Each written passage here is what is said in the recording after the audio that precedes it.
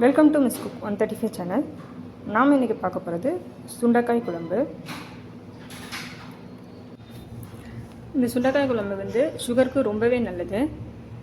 இதுக்கு தேவையான இன்க்ரீடியன்ஸ் எல்லாமே வந்து நான் டிஸ்கிரிப்ஷனில் கொடுத்துருக்கேன். வாங்க இது எப்படி செய்யலான்னு பார்க்கலாம். தக்காளி எடுத்துக்கோங்க, நல்லா பழமான தக்காளி எடுத்துக்கோங்க.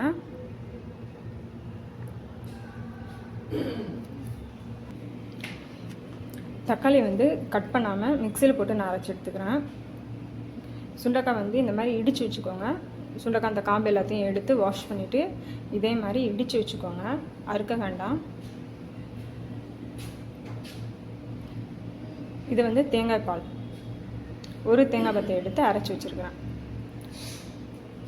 தக்காளி எல்லாத்தையுமே வந்து நான் மிக்சியில் அரைச்சி வச்சுருக்கேன். 2 வெங்காயம் எடுத்து வச்சுருக்கேன். இந்த மாதிரி பொடியாக அறுத்து வச்சுக்கோங்க. பூண்டை வந்து தோலை உரித்து இடித்து வச்சுக்கோங்க.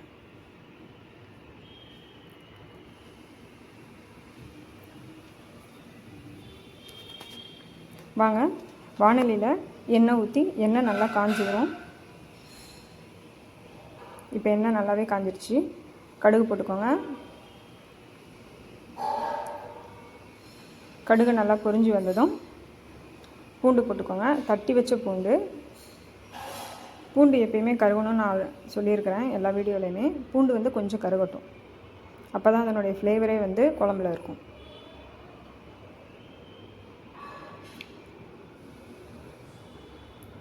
இப்போ இது கூட வந்து நம்ம நறுக்கி வச்சுருக்க வெங்காயம் எல்லாத்தையும் ஆட் பண்ணுறோம். வெங்காயம் பூண்டு ரெண்டுமே நல்லா வதங்கினதுக்கப்புறமா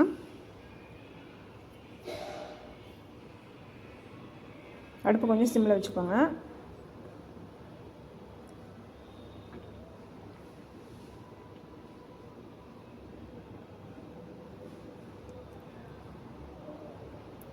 வெங்காயம் பூண்டு நல்லா வதங்கினோடனே கொஞ்சமாக மஞ்சள்தூள் போட்டுக்கோங்க.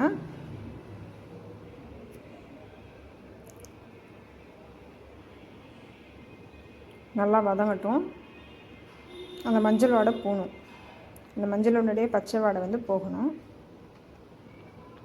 நெக்ஸ்ட் வந்து மிளகாய்த்தூள், குழம்பு மிளகாய்த்தூள் வச்சுருப்போம் இல்லையா, அது நான் எல்லாமே கையளவு யூஸ் பண்ணுறதுனால கையளவே சொல்கிறேன். அதுவுமே வந்து சிம்மில் வச்சுட்டு போடுங்க, இல்லைனா வந்து மசால் கறியிடும்.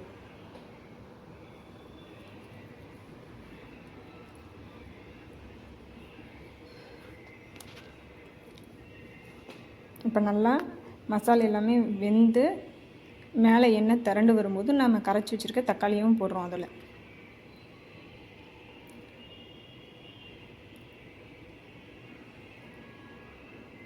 உங்களுக்கு இதே திக்கான பதத்தில் வேணும் அப்படின்னா தண்ணி வேணான்னா தண்ணி ஊற்ற வேண்டாம். இல்லை கொஞ்சம் தண்ணியாக உங்களுக்கு வேணும்னும் போது நீங்கள் தண்ணி ஊற்றிக்கலாம், உங்களுடைய விருப்பம்தான். உப்பு போட்டுக்கோங்க.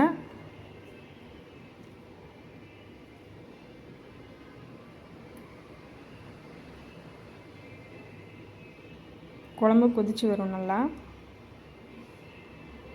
கொதித்து அதனுடைய கலர் வந்து சேஞ்சஸ் ஆகும் பாருங்கள். நான் இதில் கொஞ்சம் தண்ணி ஆட் பண்ணிக்கிறேன், ஏன்னா ரொம்ப திக்கான பதத்தில் இருக்கிறதுனால கொஞ்சம் ஆட் பண்ணிக்கிறேன். பார்த்திங்கனாலே தெரியும், இப்போ வந்து குழம்பு ஹீட்டாகவே கலர் சேஞ்சஸ் ஆகிட்டே இருக்குது. இப்போ நம்ம க்ளீன் பண்ணி வச்சுருப்போம் இல்லையா சுண்டைக்காய், அதையும் வந்து அந்த குழம்போடையே நம்ம போட்டுக்கிறோம். போட்டு நல்லா கொதிக்கணுங்க. கொதிக்க கொதிக்க தான் அந்த சுண்டைக்காயினுடைய ஃப்ளேவர் எல்லாமே அந்த குழம்புல இறங்கும். இது சுகருக்கு ரொம்ப ரொம்ப நல்ல ஒரு குழம்பு. ட்ரை பண்ணி பாருங்கள். என்னுடைய இந்த வீடியோ பிடிச்சிருந்தா லைக் பண்ணுங்கள், கமெண்ட் பண்ணுங்கள், சப்ஸ்கிரைப் பண்ணுங்கள். நான் குழம்பு நல்லா கிரேவியாக வந்தோன்னா நம்ம அரைச்சி வச்சுருக்க தேங்காய் பால் அதையும் வந்து இந்த குழம்புல ஊற்றுறோம். பாருங்கள், பார்க்கவே இவ்வளோ அழகாக இருக்குன்ட்டு.